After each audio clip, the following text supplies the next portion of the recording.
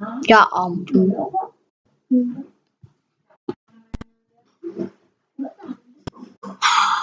Halo kawan-kawan, balik lagi di channel Kudas Komando.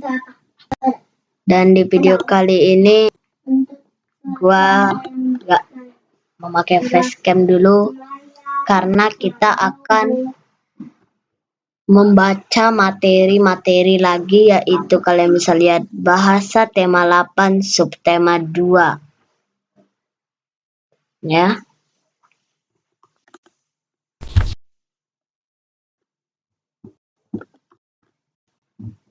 Nah, jadi nanti gua kasih soalnya di deskripsi paling bawah ya. Sekarang temanya tuh lingkungan sahabat kita, coy. Mengidentifikasi urutan peristiwa dalam teks non-fiksi tidak seperti peta konsep yang ditulis bercabang. Diagram alir ditulis dalam bentuk skema berurutan. Siklus air, tahu nggak siklus air? Siklus air itu tahapan dari hujan ya. Jadi sebelum hujan itu ada tahapan siklus air. Yang pertama itu evaporasi, seperti penguapan air dari permukaan bumi. Misalnya laut itu bisa menguap, atau sungai atau laut ya. Terus kondensasi, perubahan uap air menjadi titik-titik air ya. Oke, lanjut. Tidak seperti dari kondensasi tadi, perubahan uap air menjadi titik-titik air. Titik-titik air itu apa? Yaitu ya hujan yang sering kita lihat ya. Biasanya hujan itu lupa gue, dari April ke Oktober itu musim hujan atau musim kemarau ya? April ke Oktober. Sekarang bulan April ke Oktober itu musim kemarau, dan Oktober ke April lagi itu musim hujan. Dan sampai sekarang masih sering hujan di rumah gua itu ya. Presipitasi atau hujan. Hujan itu sama aja sih. Hujan kata lainnya presipitasi, sama aja. Lanjut. Dengan mengidentifikasi peristiwa penting dalam teks non-fiksi dengan menjawab pertanyaan. Dengan mencatat, kita dapat dengan mudah mengingat peristiwa penting dari suatu teks.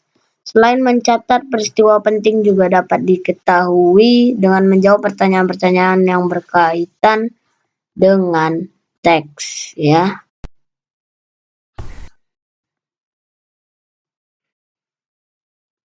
Lanjut sampai mana tadi?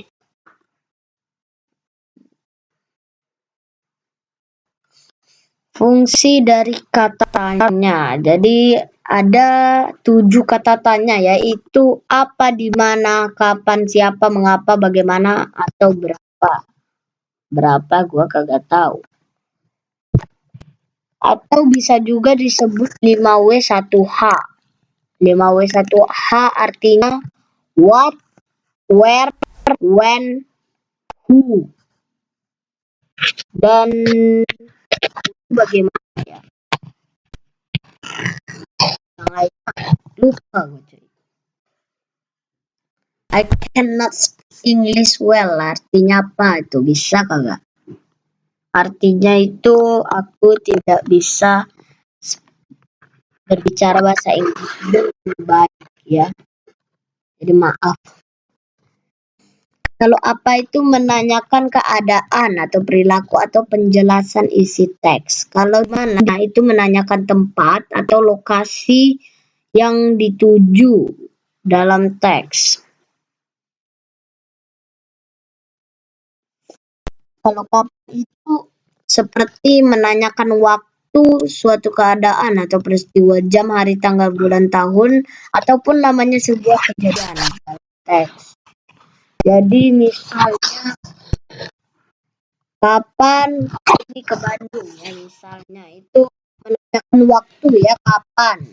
Kalau siapa itu menanyakan pelaku yang terkait atau turut serta dalam suatu peristiwa atau kejadian dalam teks tersebut. Ini kata tanya itu biasanya banyak orang tulis kata tanya Beni pergi Jakarta kapan. Nah, itu nggak boleh ya sebenarnya. Kata tanya itu harus kata paling depan ya, nggak boleh di tengah, belakang, atau ya itulah. Dan yang lain-lain kalian bisa pause videonya karena bisa lama-lama. Mendiskusikan peristiwa penting dalam teks non-fiksi. Peristiwa penting dapat ditemukan dengan membaca teks secara saksama. Setelah itu saksama itu sesama ya. Setelah itu kita dapat mencatatnya sehingga kita akan selalu mengingatnya. Cara mencatat peristiwa penting dari sebuah teks dapat dilakukan dengan cara membuat peta pikiran, tabel menjawab pertanyaan, atau diagram alir. Meskipun peristiwa penting dalam teks non-fiksi, setiap paragraf dalam teks mengandung peristiwa penting yang akan menambah wawasanmu. Kamu dapat menghimpun peristiwa penting dalam teks non-fiksi. Menghimpun itu artinya mengidentifikasi dan mengumpulkan informasi peristiwa yang ada di dalam non-fiksi. Peristiwa penting yang telah kita himpun dapat disajikan dalam bentuk peta pikiran. Menjelaskan peristiwa penting dalam teks non-fiksi. Kamu dapat memahami peristiwa penting dalam teks dengan cara membaca intensif. Jika kamu sudah mengetahui peristiwa penting dalam teks yang dibaca, sebaiknya peristiwa tersebut ditulis dalam bentuk catatan. Catatan tersebut dapat berupa peta pikiran atau jawaban dari pertanyaan-pertanyaan yang terkait peristiwa dalam teks. Menuliskan peristiwa penting dalam teks non-fiksi. Peristiwa penting dalam teks non-fiksi juga dapat disampaikan secara lisan. Secara lisan, kamu dapat menyampaikan dengan cara yang sama seperti cara tertulis. Perbedaannya, kamu harus dapat menyampaikan peristiwa-peristiwa tersebut dengan bahasa yang jelas, sehingga pendengar dapat memahami informasi yang disampaikan. Ngomong-ngomong, itu sudah habis. Terima kasih untuk sampai sini. Nanti mungkin ada saya kasih 5 soal di description di bawah ya. Bye bye.